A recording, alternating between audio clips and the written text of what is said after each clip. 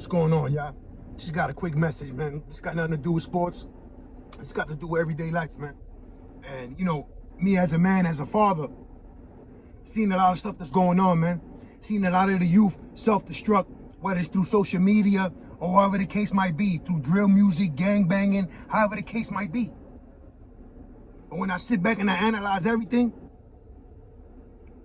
and I look at the faults and the part that I played, the way society is, you know, you think of a word, and the first word that comes to my mind is recidivism. And if you know what that word is, it's round and round. Here we go. So it's similar to saying, like, you know, the game don't change, it's just the players that do. And these players today, they're playing for keeps. So when you look at all these young kids going to jail, dying at a young age, it could be your son, it could be my son. You know, I got 3 sons, ages from 24 through 18. You know, I pray for them and I think about them and you know, I pray for their safety. And I ask the Lord to guide them and to steer them from trouble. And for them to have to live the life that I lived, growing up. You know, it wasn't the worst life, but it wasn't the best. And somehow, some way, I found myself trapped in the street. And it's just like, you know, when you look at what's going on, I'm 45 years old. And just seeing all these kids, like some of my friends or some of my family, their kids going through the struggle. Their kids in the system.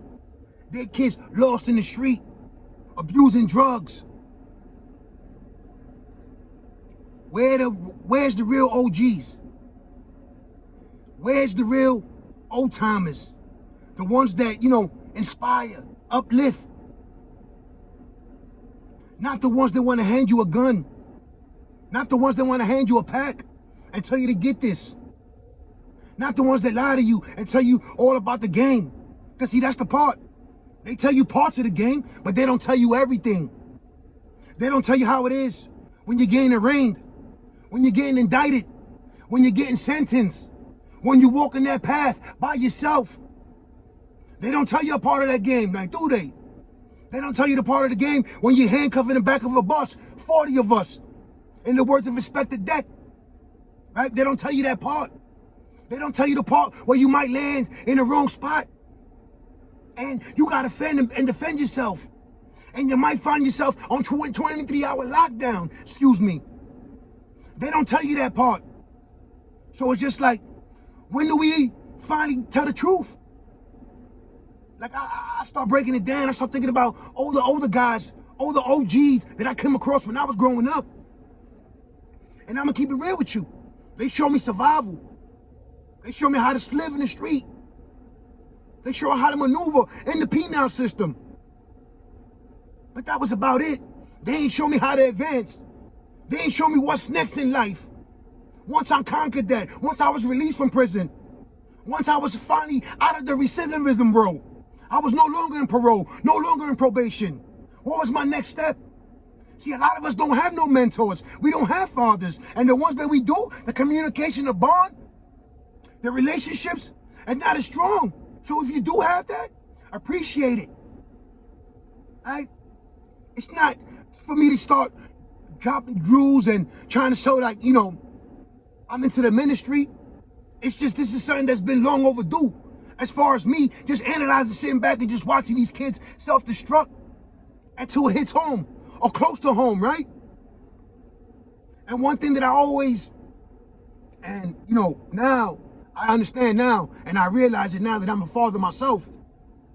The choices you make, other people will suffer the consequence. Those choices you're making affect other people. You might not realize it now. You know, when you're young and dumb, full of arrogance and ignorance, so you might not understand what's going on. Right? Before I go, I just gotta drop this little quick piece, man. I'm in C-74, you know, your boy Big June, you know, back and forth recidivism. So I'm in the system. I'm working through sanitation supplies. I'm handing out supplies throughout the whole full building. So I'm going through adolescent houses. You know, some houses, they had a dog. And they groomed the dog to become a service dog. Never in my dreams I ever seen that. Never in the times I ever been incarcerated, But yes, there was a dog on Rikers Island. So a certain house were grooming dogs to become service dogs, right? I never seen it. But the rumor was the adolescents had a game room. A game room where each house, I guess individually or collectively, how they do it, each side, both sides, how it goes, will go to the game room. Was it once a week? I don't know. Now, you throw in the question that they're no longer going to the box. These young kids are handcuffed to a chair, confined to a chair. Some of these houses are getting pizza parties by the commissioner. So when you look at the overall picture, now, as a young kid, just getting released out of prison, or jail, Rikers Island, right? Excuse me. And you tell your friends, yeah, we groomed the dog. You know, we was playing Xbox. I was on IG. I was doing my thing. We were smoking bud. They would bring us pizza. I mean, it was lit. What is the next young, impressionable kid gonna think? That it's all right to go to jail. That I'm gonna live it up just the way his homeboy did. I'm gonna be on IG. They gonna see me on Facebook. I'm gonna eat all the pizza. We gonna groom this dog. We gonna smoke. We gonna get right. I'm gonna go live on IG. This is what they want. This is all the design to keep us trapped. It goes round and round, but it's for us to wake up and realize what's really going on. See, you know, these young kids self-destructing. I mean, when does it stop? When does us as OGs, old timers, real ones, old heads, when do we start telling the truth? When is the truth gonna come out your mouth? When is that truth gonna come out? Stop poisoning the youth. It is what it is, man. I ain't trying to get into all this, man. I just had to get this out of my chest, man. It is what it is, man. I'm out of here.